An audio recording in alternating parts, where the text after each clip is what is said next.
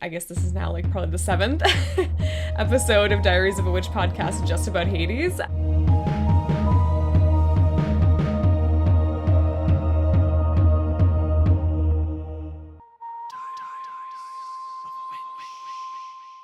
Welcome to the Diaries of a Witch podcast. My name is Angelica Crashi, and today we are going to be talking all about my favorite subject. This is my favorite thing to talk about. It's Hades, right?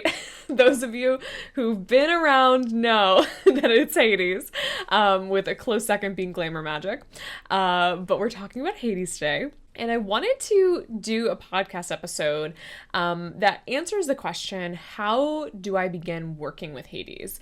I have a lot of folks in my DMs, in comment sections, in a variety of places online who ask me, Angelica, I want to start working with Hades. I don't know how to begin. I would love to hear what you have to say about starting a Hades practice. I talk a lot about Hades and I teach a lot about Hades, but sometimes, and maybe this is because I've been working with him for a while, but sometimes I seem to approach the topic of Hades deity work from a little bit more of like an intermediate perspective. I feel like sometimes I sort of assume in some of my content or in just like the work that I do that you sort of already maybe have a relationship with Hades. And that's true for many, many of you, and it might even be true for you listening right now. And I still think that this podcast episode is going to be beneficial to you if you have worked with Hades for a while. I think basics are really important. And, you know, I remember taking an astrology class many, many years ago where we were just focusing on like signs and we were just tapping in with like the basic archetypes of the zodiac. And that stuff is so applicable to me so many years later as an astrologer, right? Like those basic things. I won't necessarily be like teaching about Hades basics or symbolism necessarily in this podcast episode. I'm just going to be talking about, you know, what I would do, how I would approach Hades for the first time, if I were to be, you know, trying to work with him for the first time. However, if you are interested in a intro level class where we're going to be talking about mythology, symbolism, and just Hades general basics, that is happening on Saturday, December 21st. It's a live free class. It's called Meet Hades, and I'm offering it totally free. You just have to register basically. So register at the link in the bio. You can come. If you're listening to this after the 21st of December, 2024, it is available for replay. And it's totally free. So just go to the link in the bio or the show notes. No links in bio. Doesn't work here on the podcast, right? I mean, maybe, right? It'll probably be in my link in my bio anyway, but you know what I'm trying to say. You know what I'm trying to articulate. So go in the show notes and register regardless of whether or not you want to come live or whether you're going to be watching afterwards, and you can get access to that free class that has all the Hades basics, everything that you could possibly want to know about Hades right off the gate, to enrich your deity work practice. Or if you have been working with Hades for a while, like I said, just, you know, refresh yourself on those Hades deity work basics. All right, everybody. So let's get into today's topic. So how to start working with Hades. I've made a lot of podcast episodes about Hades in the past. I think I have like 5 or 6. I guess this is now like probably the 7th episode of Diaries of a Witch podcast just about Hades. I also had Jamie Wagner on. We talked about Hades. She wrote the amazing book published by Llewellyn in 2024 on Hades. And yeah, we just talked a lot about Hades on this podcast. However, I don't think I've ever made specifically like a how do I work with Hades video. I made one a while ago called So You Want to Work with Hades that was kind of talking about the intro process. But this is, again, my love letter to those of you who are interested in working with Hades and just want to dive right in. So the first thing that I would recommend right off the gate is just touching in with yourself about why you want to work with Hades. And I don't say this because I'm like, why do you want to work with him? You can only work with him if you know why. Like, I'm not really saying that. I think that sometimes, like, I just see advice online about deities or about a variety of things in magic, and it feels a little like gatekeeper. It feels a little like you have to do this or do that before you can even access this, right? And I usually disagree with a lot of it. I tend to disagree with a lot of it, especially if it's like very non-inclusive, and it just, I don't know. That's a whole nother topic, right? I won't get into that today. But I say this, I present this idea of why do you want to work with Hades as a jumping off point of what you can do with Hades in your deity work practice. I think that it's really helpful for people who are maybe just new to deity work in general, or just new to working with a new deity. It's helpful to sort of anchor yourself into the practice as to, why you're seeking out this connection, why you might want Hades' energy in your life. The thing with deity work, right, or just worshiping pagan gods in general, is, we can work with the pagan gods to learn things, to find out new things about ourselves. We can see ourselves reflected in them. Once we are, on their path, like once we have sort of been, I want to use the word accepted. I don't know if that's maybe the right term, but once we sort of come into this practice with these gods, and we devote to them and we are connected to them deeply, right? We start to walk their path. We start to learn things and see the world from their perspective, and maybe even experience things like they would experience, right? We also, like I said, we learn things from the gods. I think about this, and the way that I describe this is going through the mysteries of that deity, right? Or being initiated into the mysteries of that god, right? Just like you would go to Eleusis in the ancient world to be initiated into the Eleusinian mysteries of Persephone and Demeter, which was, this initiatory tradition. Just like that, right?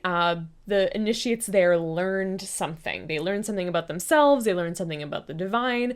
By connecting with the divine, they, grew spiritually, or something changed about them. Maybe they were able to live their lives in a better way, right? Like a variety of things can happen. Maybe they were able to grieve or to accept something in their life. And every pagan god, like they have the things that they rule over, right? They have mysteries, they have lessons, they have gifts, they have things that they want to assist us with. It's called their mysteries, right? By interacting with, let's say, Hades, for example. We're talking about Hades, so Hades. By interacting with him, by working with him, worshiping him, devoting to him eventually, if you feel called to, you're going to be taken down his path. You're going to be taken on this journey where you're going to learn a variety of things about yourself, right? You're going to learn things that he rules over. You're going to learn lessons that he uniquely has to teach. And, this is really important, because when you start a deity work practice, there's inevitably this question that you have to pose to yourself as to, what do I want to learn from him? What is the thing that is leading me to him? And maybe you don't know specifically what it is that you need to learn, right? I think that sometimes we don't realize what we don't know. Like that's, obviously because we don't know it. I think sometimes, and this will change like as you get deeper into your spiritual practice, to be honest, you start to kind of recognize certain things about yourself and really see yourself clearly, and you're like, oh yeah, I could change this, or I need to work on that, or whatever. But the best way to sort of understand what I call the devotional purpose, right? Why you are coming to this deity, right? What is sort of the purpose right now, at least, of the relationship? One way to understand that is just to ask yourself, like, okay, what am I drawn to in regards to Hades? Why do I want to work with him? Is it because you just have this unspeakable, like, magnetism towards him, and you're just like, I want to work with him because I just can't stop thinking about it, right? That's totally, I mean, they're all valid answers. This is not a quiz. It's not a test, I just want you to think about it and write it down, and think about things that maybe aren't coming up immediately. Like, really take your time in thinking about it. And you can ritualize this process. You can make this entire process of thinking about why it is you want to work with Hades a ritual in itself, right? This is a great way to enter into the relationship, opening up some type of sacred space, sitting at your altar. It doesn't have to be an altar to Hades, right? You probably don't have one at this point in your practice. If you do, awesome. Just sitting at your altar, sitting in a quiet, sacred space, whatever that feels like for you, even sitting in somewhere like a graveyard or out in the woods, or wherever you have access to, right? Maybe a place that, for whatever reason, reminds you of Hades. It could be, by a river. Hades is associated with rivers, right? So by a river, or, in a mountain, or in a graveyard, right? Those are fabulous places to connect with Hades. And just journal about this and ask yourself this and allow your mind to wander. And, it's not necessarily like automatic writing, but allow you to, allow yourself to channel, allow yourself to just write things down. And, they're from your subconscious, it's not necessarily like they're from any specific source or anything like that, but you're almost like channeling the underworld in that way. It's kind of a side note, but the subconscious is a path to the underworld, right? You can access the underworld through the subconscious mind. This is why I love sleep journeying and just general meditation for working with the underworld. I think that meditation and sleep journeying work really well with the underworld and the thonic realm because our psyche and our subconscious is a gate, one of the gates, right, to the underworld. So anyway, I said a lot of words. I said many things, but the crux of the matter of this particular one, this first point, is just write down a bunch of reasons why you want to work with him, why you feel drawn to him, what about him you like, what about him you admire, and it might be like one or two things, right? It might not be this long list. It might be like 35 things on the list. So just see what comes up around that. And then from there, you can sort of ask yourself, okay, for these reasons I'm feeling drawn to Hades, for these reasons I want to work with Hades, is there a way that I can approach the relationship that honors these intentions that I have, right? Essentially, they're intentions, right? So can I approach the relationship in a way that makes sense for this? This is a part of how you build a ritual, right? When I teach how to build a ritual and write your own rituals and spells, this is part of what I teach. If you want to build a really solid, powerful, strong, results-driven ritual or whatever, or just one that feels really good, it doesn't even have to be for a spell result. If you want to build a powerful ritual, it's helpful to match the mood and the feeling of the ritual with what it is that you're seeking to do. So if one of the things is you really want to work with Hades Hades is really good. He's a really great listener. So he's really helpful if you want a deity or want a divine connection that you feel like you can really go to for counsel, maybe about mental health, maybe about people in your life, maybe about things that you want to overcome, shadow work, it's kind of related to that. So let's say that's one of the things on the list.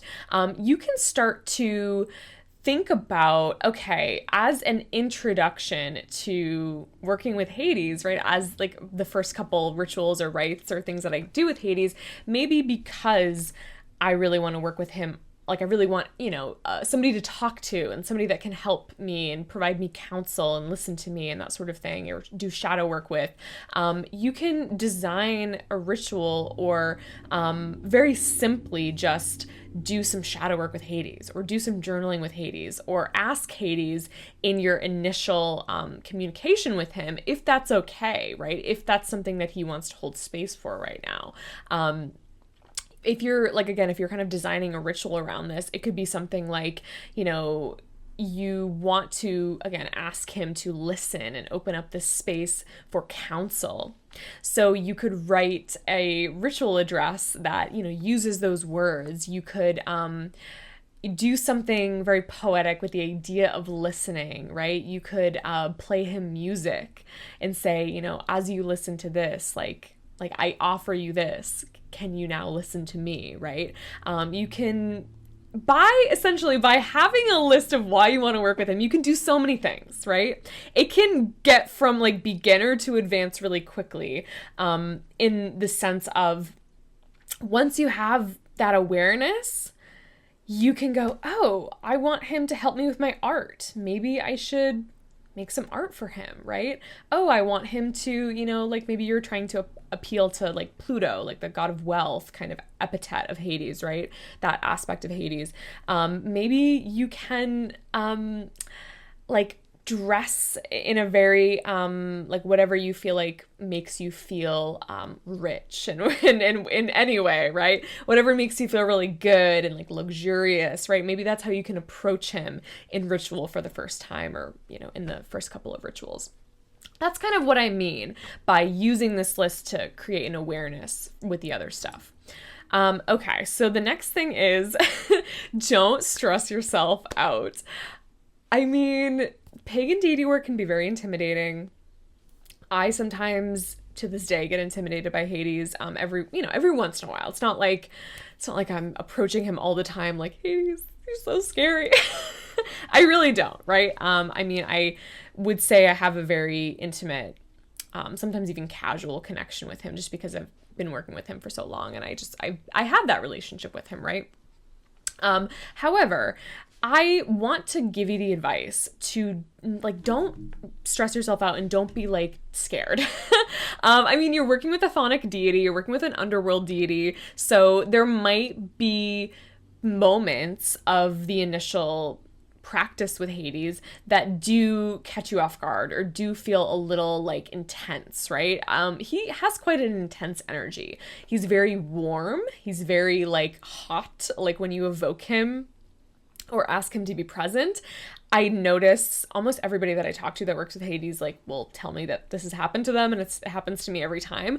The whole room will just fill up with heat, and I'll just feel so hot, and I'll be flushed, and I'm just like, oh my God, I'm so hot, right? He just has a very hot energy, and it can feel really intense. Sometimes when you begin a practice with Hades, he tends to like, and not everybody, not like a guaranteed, but what I hear often and what I've experienced is Hades is excited to work with you. Maybe he's been reaching out to you for a while. Maybe he's happy that you're like answering his call in a way. And he'll sort of really like show up in a big, intense way to sort of like let you know, like, hey, I'm here. Yep, you've evoked me. Like, what's going on? Let's be friends or whatever, how can I help? I think a lot of deities do this. I've experienced this with a variety of deities the first couple times I've worked with them. I think if you don't experience this, it doesn't necessarily mean anything. But I think that maybe, I think over time, this is a separate thought entirely, but I think over time, if you keep evoking a deity, you keep working with a deity, and you just genuinely feel like they're not there, like they're not listening, they're not showing up, there's nothing happening, over time, like I would give yourself a couple months, I would give yourself different types of rituals, I would maybe even like talk to a friend or another practitioner about what you're experiencing, just to kind of try to delineate and differentiate for yourself, like what, if this deity is showing up, but just showing up in an energy that you've never experienced before and you're not able to pick up on it or whatever. But if you genuinely feel like a deity is not answering that call, right, it just might not be the right deity for you, to be honest. It's not to say that every single deity work experience needs to be like this life-changing paranormal thing. I'm not saying that at all, but if you genuinely don't feel like they're on the other side of the phone, use your psychic abilities, use all of your senses, like use like everything that you have, right, in your toolkit, your psychic toolkit, to delineate that. And if the answer is still no, then you might want to move on to somebody else, right? Or you might want to address the deity and be like, hey, what's happening, right? But I say all this, kind of going back to the main idea, I say all this because I don't want you to be stressed out or scared or like, oh, I'm gonna piss him off, or oh, what if I do something wrong, right? I don't want you to feel like that. I want you to know that Hades is very kind. He can be a little intense, so that might happen too, and that's fun and exciting. And woo, the deities are doing a ritual, and the deities really showing up. It can be exhilarating. It can be really fun. So try to think about it that way, and don't worry too much about if you're doing it right, or if Hades is going to be upset with you if you do it a certain way, or if you forget to do this or whatever. I think generally speaking, Hades is one of those gods that just appreciates when people appreciate him. Honestly, I mean, he's not a deity that's been worshipped extensively historically. Like, he really isn't, and I don't know if that's the reason why he's like this, but I just feel like the people that he likes, the people who he wants to work with, the seekers, the devotees that he truly loves and cares about, like, he doesn't need you to do everything perfect. He doesn't need you to show up in this way that feels inauthentic to you or difficult, or you had to read like a bunch of books and a bunch of rituals to figure out how to do it. Like, that's not really what his vibe is. So what I would recommend instead is approaching Hades with respect, not terror and fear. I mean, that might be like present, and that's okay, right? He's a chthonic god. That might happen. Don't feel like you need to do everything right or else, because that's not true and that's not the case. But just approach him with a sense of respect, right? He is the king of the underworld. He is the underworld personified. He's a spirit of place. He's a king archetype. He is like, somebody who everybody will be returned to at some point, right? Regardless, I mean, that might differ depending on what your worldview is in terms of the afterlife, right? But he's called the All-Receiver, Polydegmon, the All-Receiver, because his mythology and like that epithet suggests that he is receiving all the souls of the world, right? When people enter into the underworld, when they pass on, or even when gods come to the underworld to deliver souls or to do, various things or whatever, they're all having to come into his realm and enter into him, right? He is the realm, and he's also like a deity, right? Like a sort of humanoid personified God. He's both. And so because of this, he's having to receive so many people, so many things, really like all of the matter of the world into himself, right? A lot of the times he is associated, because he's associated with the underworld, the underground, the wealth and the riches in the earth, the crystals and stuff like that, because he has this almost dual nature with Persephone, and she controls like the fruits and the harvest and the spring and the flowers, and like all of it suggests that he sort of rules over this realm, if you will, right? This earth, this place. He's the spirit of the underworld, and you could maybe make an argument that him and Persephone, in addition with some of the other titans, make up the actual sphere of the earth, right? So because of this, he is very hospitable. He is probably been around you before. He probably knows who you are. Like, there's maybe this awareness because he's a spirit of place. I'm not saying that he's necessarily like omniscient or anything. Most pagan gods of the Greek pantheon are not. Helios is like the only one that is sort of depicted in that way, perhaps. Some of the other larger titans as well. But Hades, because he is vast and has this vast energy, even if you feel like you don't know him, or he's not going to know you or know who you are, there's a chance energetically through this logic that you may have come into contact with him before. If you're even interested in him, there's a chance that because of that, you're interested in him because he's been around you, because he wants to work with you, because you're sort of getting the call from him, for a variety of reasons, or, in a variety of ways.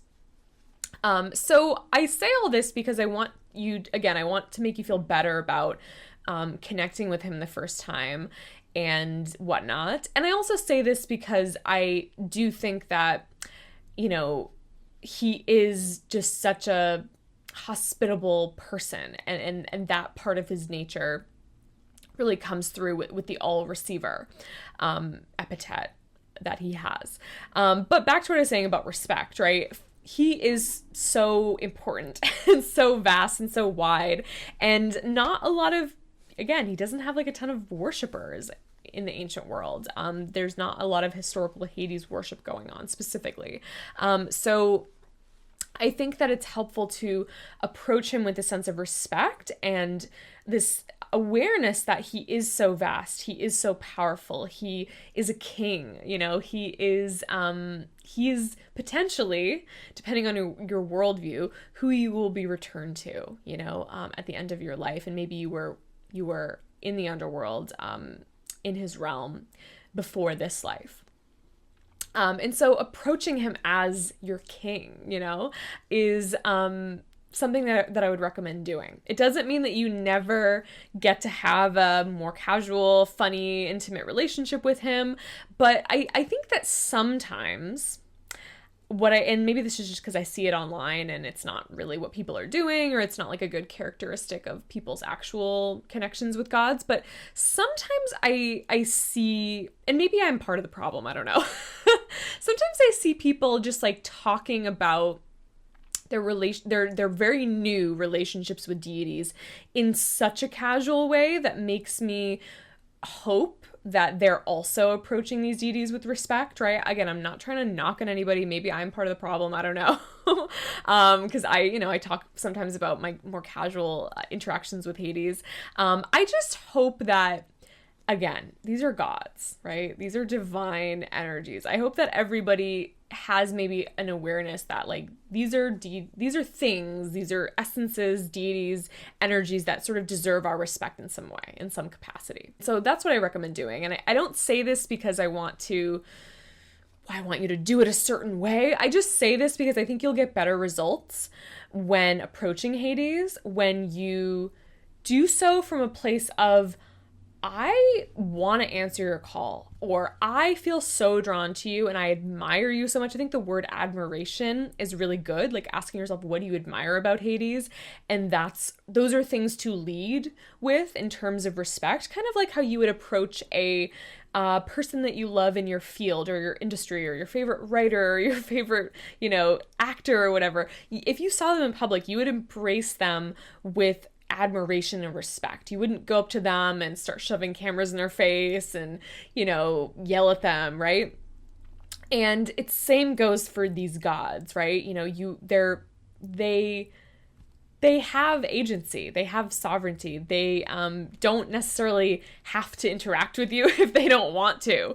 And so treat it like that. Treat this person with respect, like you would any other person with sovereignty, right? At least I hope, I'm not even saying necessarily like I'm kind of saying like because he's some type of king and you could think about it as an authority, but you could also just think about this as approach them with respect like you would approach any person you meet on the street, any person that you meet in public, right? That is treating you with respect, you would also treat them with respect. So I don't think y'all will have a problem with that. All right. So the next thing that I really want you to do when beginning the deity work practice with Hades is introduce yourself. So this could be in the form of a letter. This could be in the form of a introductory ritual. You do an evocation and you say, hey, Hades, now that you're here in this ritual, I want to introduce you to me. This is who I am. In this introduction, what I would recommend doing is telling him about you, kind of like a bio. Like, it doesn't have to be like, hi, I'm Angelica, I live in Salem, I do that. Like, it doesn't necessarily have to sound like that, but it can just be like, this is who I am. This is why I'm interested in you. These, again, why you want to work with him. Put some of those things into this letter or into this address that you speak to Hades. stating what it is about him or what, lessons you feel like he has to teach you, that sort of thing, right? Don't treat this as a petition. This is not a petition, right? This isn't like, hey, Hades, hi, nice to meet you. Can you please do this for me? Like, that's not what this is about up front. This is an introduction. So state why it is you want to work with him, pick some of the things. You don't have to give everything, but pick some of those things. And then also, write about why it is you admire him. Why you're like, what are the things about him that you really enjoy? This doesn't need to be like a 3-page long document. This can be a paragraph. This can be pretty brief. I think the basics are who you are, why you're drawn to him. It can even just be, I don't know why I'm drawn to you, but I am drawn to you. And I really, really want to connect with you and see what our relationship, can unfold into. It can be as simple as that. I admire, the fact that you were strong with your siblings when Kronos swallowed you, right? I admire the fact that you are so hospitable to all the souls of the underworld, and you every single day have to show up in your work and receive these souls, and you probably experience and see a lot of sadness and grief, and you're at the crosshairs of that. And as an immortal god, it might it probably brings up a lot for you, right? And I admire that, right? Like anything, right? Thinking about his mythology, thinking about his lessons, what he symbolizes, his life, his experiences, his nature, his personality. Again, you can read mythology, come to my class and learn some of these things. You can listen to me and other devotees talk about Hades and his nature, and maybe you can be inspired by us and our experiences and kind of restate that, right? That's the introduction. And I think it'd be nice to do it in a ritual. I think that having a ritual around this is a really great idea. However, it can be as simple as if doing a whole ritual and a whole evocation is really feels daunting to you, or you just are like maybe don't feel super ready for that, or you want a little bit more of a confirmation that like Hades is interested before you do that, which I think you might feel that way, you might also not feel that way, right? If you don't want to do a ritual, I would just write it as a letter. And I would either leave it in a place that reminds you of Hades, like a spot, maybe like a spot in the forest that reminds you of Hades, or you can bury it, right? Like bury it on your property, or in, a place that you know where it is, just in case you ever have to dig it up, or you ever want to dig it up, or, maybe for environmental reasons you want to dig it up. You can bury it for a month, right? You can like literally take the letter, put it in a bottle, or just like wrap it up, and bury it in the ground on a new moon. This would be a really fun ritual. This is a ritual in and of itself, right? And then you could excavate it a month later and ask yourself, has anything happened in this month? Have I gotten any signs? Is there any messages that I've received from Hades? That would be a great introductory ritual. I think that'd be so fucking cool. And again, as you start working more with Hades, there's so many spells and rituals and things you can do with him that involve the earth and the underground, because that's, part of his rulership, right? So I think approaching it from the get-go by burying something in the ground would be great, right? And you can pour offerings, you can, create an offering pit if you'd like to. If you wanted to do an outdoor ritual where you're doing an evocation of Hades, like that would be a ritual where you're not necessarily evoking him. But if you wanted to do an evocation, that's what I would recommend. I would have a spot wherever you're doing your ritual where you can maybe dig a little shallow pit. You can pour some libations like wine or coffee or even water or milk into the ground. Maybe like I've done this before on like a windless day. I've stuck like a taper candle into the ground and lit it in an outside evocation. It's been really powerful. It's been really fun. You can take like a scrying mirror and stick it in the pit and put the candle next to it and just, sit there and scry for a little bit. And it's fun to scry outside because the leaves and the wind and the stuff will kind of just like make images show up in the scrying mirror in a different way than inside. I always like scrying outside. You can hold it too. You don't have to put it in the ground. You can just hold it. But I think scrying into the ground would be so fucking cool. It is cool. I've done it before. I love it. You can do something like this, right?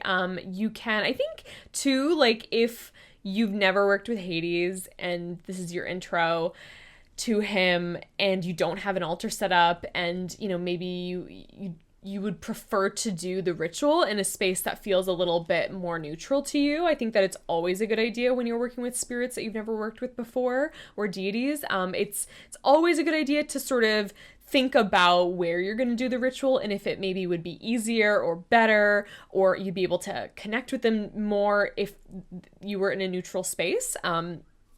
I've done plenty of evocations to spirits I've never worked with before at my altar, but I've also chosen to do them in certain places in the world, and the energy is nice when you do it like that, right? It's exciting, and in a way, like the earth, right? Especially the ground and, the connecting with the dirt, like that is all so Hadean, right?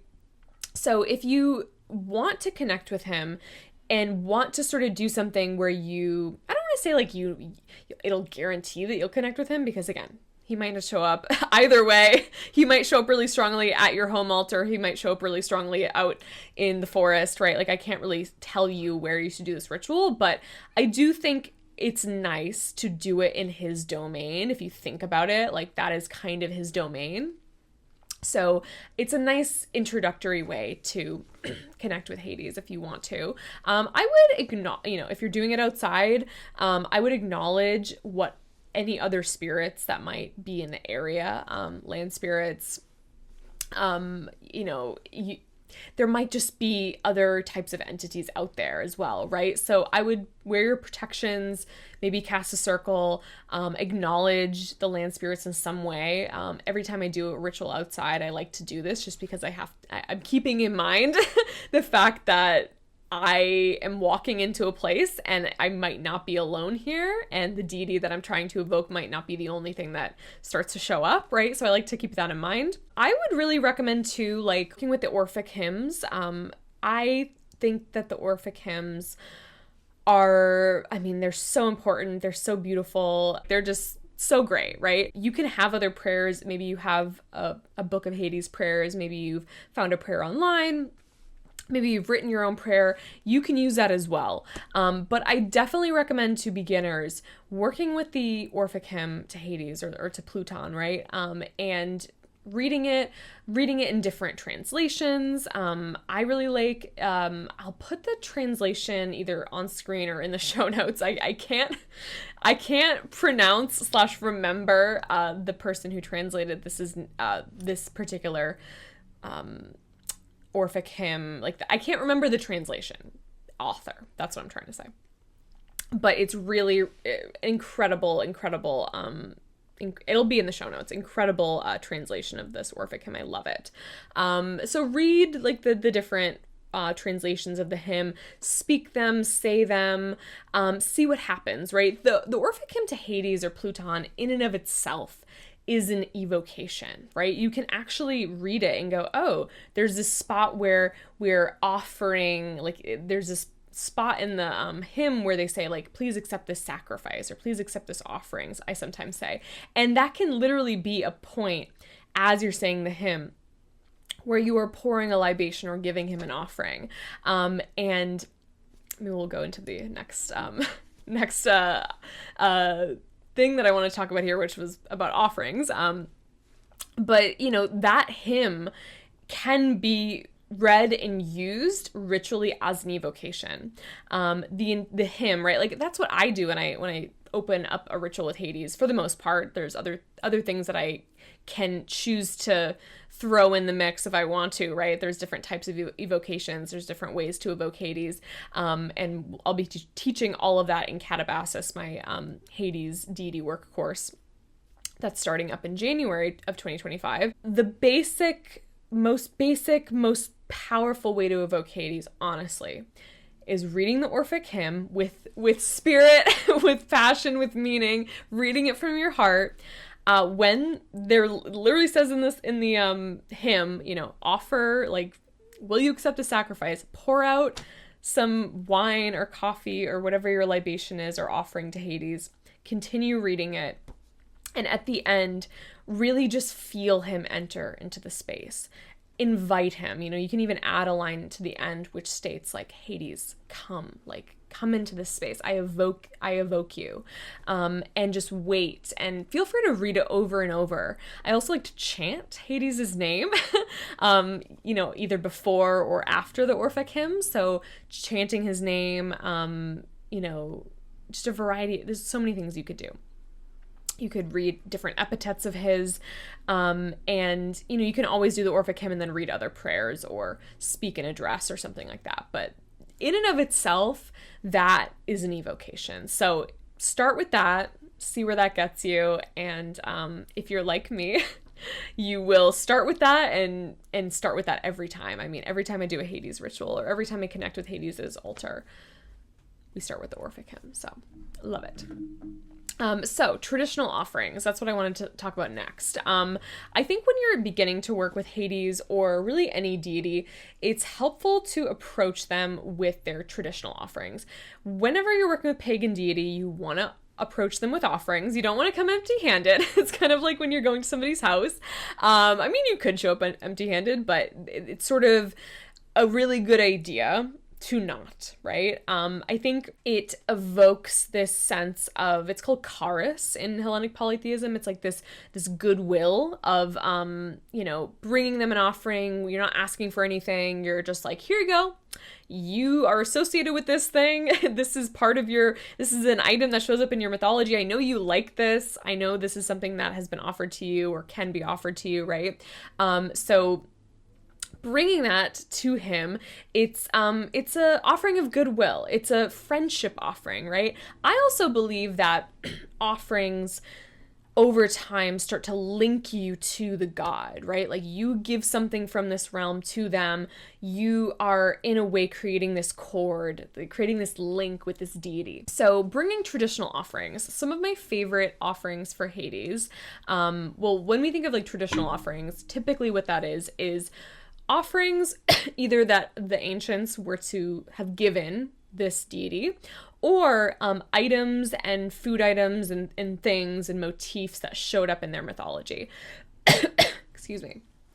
So for Hades, that would be pomegranate, obviously, mint, peony flowers, right? Those show up in his mythology, with Paeon, the physician who healed him.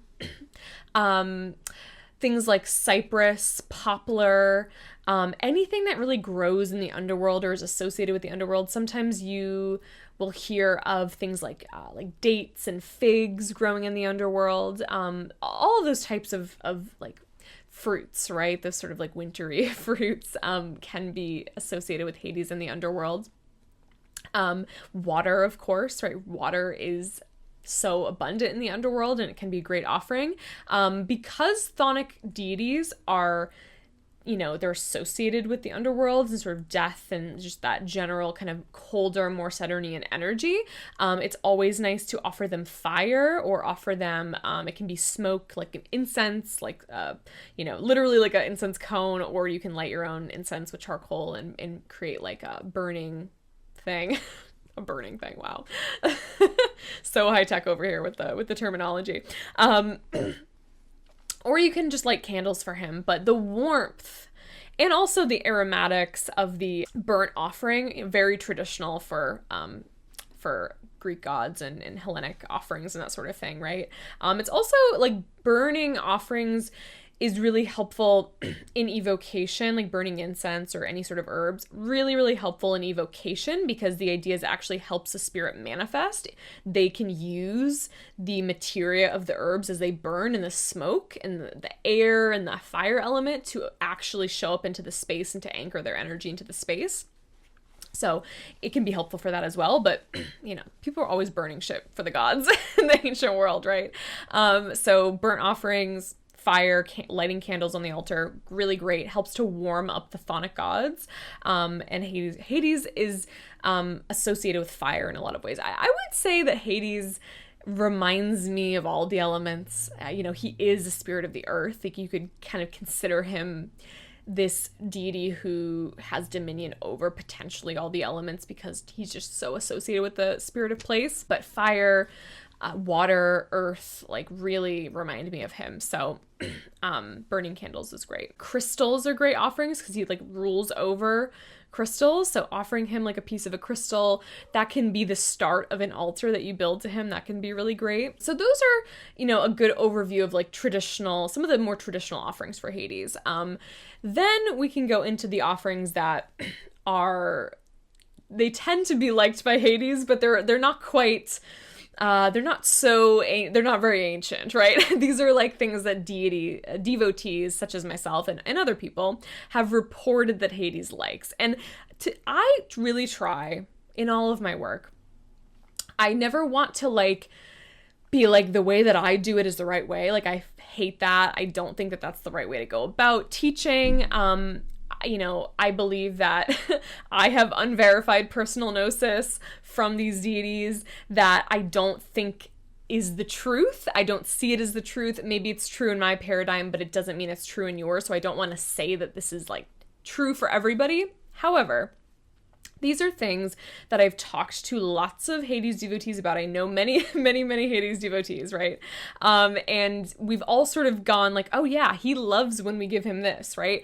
And this is how, like, canonical things are developed over time. I'm not saying that these are necessarily canonical right now, but these are things that I've had great success with offering to Hades, and these are also things that a lot of devotees I know have had great success in offering to Hades. Things like black coffee, chocolate, homemade baked goods, things like brownies he loves, chocolate cake. I made, like, pomegranate and chocolate little, like, kind of frozen freezer candies the other day. It's a recipe on my Instagram page if you want to go check that out.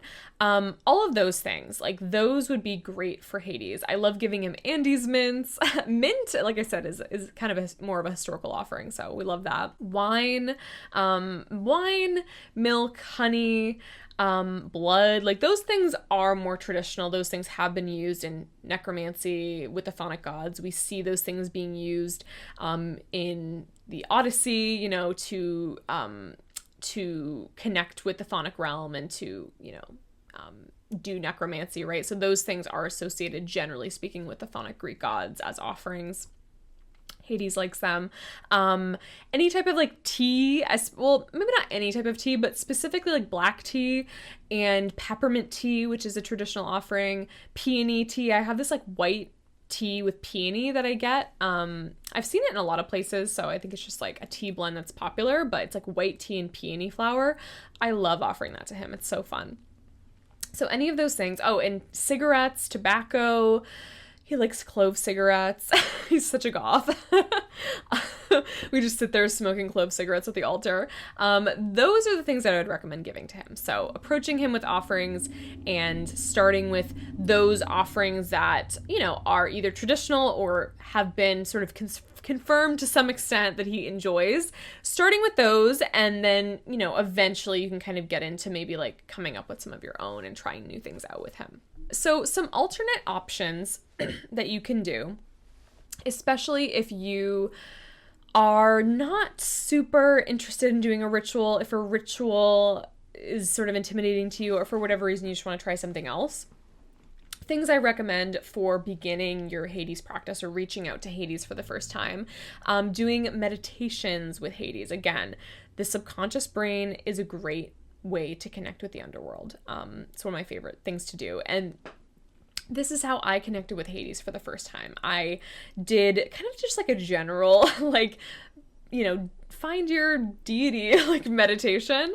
It was like a guided meditation, and that's how I found Hades. Like, he just showed up in the meditation, and then from there on, we deepened in the connection, right? I created a series of a series of underworld deity meditations. So I have 8 tracks in this meditation bundle. It's called Into the Underworld.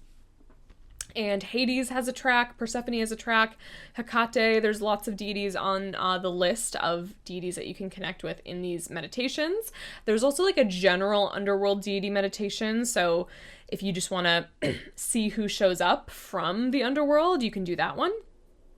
I also have a sleep ritual track on the list, like on the track list, and I have a sleep ritual PDF that the entire digital download comes with. So another great option, especially like maybe like meditation's like not super your thing, but you want to try something kind of similar, doing a sleep ritual. One way to connect with your subconscious is through sleep. It's so great, right? It's such a great way to connect with the subconscious mind and to then connect with the underworld, obviously, right? Because they're connected. So I have an entire sleep track that you can listen to. It's like guided for the first 10 or 15 minutes, and then it just is like ambient, dreamy, sleepy noise for like an hour. And then it'll just shut off or whatever, or you can like program it to shut off. Anyway, so the sleep track, it'll help you get into this underworld sleep trance where you can connect with the gods and you can set an intention for it.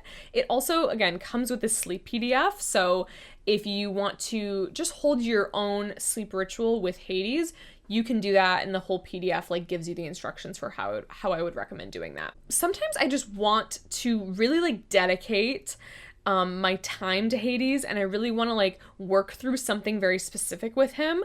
I will do this sleep ritual. Sometimes if I haven't done it in a while and I just, I've done a lot of evocations and I want to just connect with him in this way, I'll do that. This is also a great way to come to him. Like you're going directly to Hades in the underworld. So it's a nice way to say hello, without feeling like you have to raise his energy and evoke him here. I find that sometimes, not all the time, but sometimes in the winter, he's harder to get, he's harder to like connect to, because I think he's just so busy in the underworld with Persephone, and like, he's just like, oh my God, my wife is here. That sometimes I feel like a little bit of this like disconnect from Hades in the winter time. And then the summer, I feel like his energy is like around me, because I think he's just a little bit more like, he almost like needs the support from his devotees a little bit more in the winter time or summertime. So the sleep ritual is really great if you feel like you want to connect with Hades, kind of go to him and be like, hi, I'm showing up, I'm saying hello, what's going on, do you have a message for me? Like, then you wake up, right? Thank you so much to those of you who made it to this point. We are 50 something minutes in. So thank you so much to those of you who are here, who are listening. I hope you enjoyed this episode. Come to my free Hades class on December 21st. It's going to be so fun. It's going to be a big group. We already have like 200 and something people signed up. So if you are interested in coming, get your spot, snag your spot, or if you can't make it but you want to get access to the replay, still register, and then you'll be able to access either the replay, or if it's already out by the time you're listening, you can just watch it right away. So check out the show notes, register for my free Hades class, check out my Patreon for, ways to support me and the show if you enjoy this content, and check out the Underworld meditations if that's something that you're interested in. So yes, thank you so much for listening and watching. I wanted to give a shout out to my patrons. So thank you so much, Jamie, Cheryl, Emma, Alexis, Alessandra, Ashley, Luna, Taylor, Chelsea, Quinn, Floor, Megan A, Natalie S, Caitlin, Melissa, Natalie H, Jen, Carrie, Kat, Lauren, Kayla, Alethea, Lindsay, Sarah, Quinn, April, Peony, Danya, Joanna, Megan S, Megan R, Callie, Nina, Irene, Chelb, Haley, Abigail, Kristen, Desiree, BFG, Lunar and Obsidian, Emmy, Hannah, Georgia, Adri, Liz, Kay, and SD. Thank you so much for being members. Thank you for being patrons and supporting the show and my work. Thank you to everybody who is watching and listening. Thanks for tuning into Diaries of a Witch podcast. We will talk very soon. Goodbye.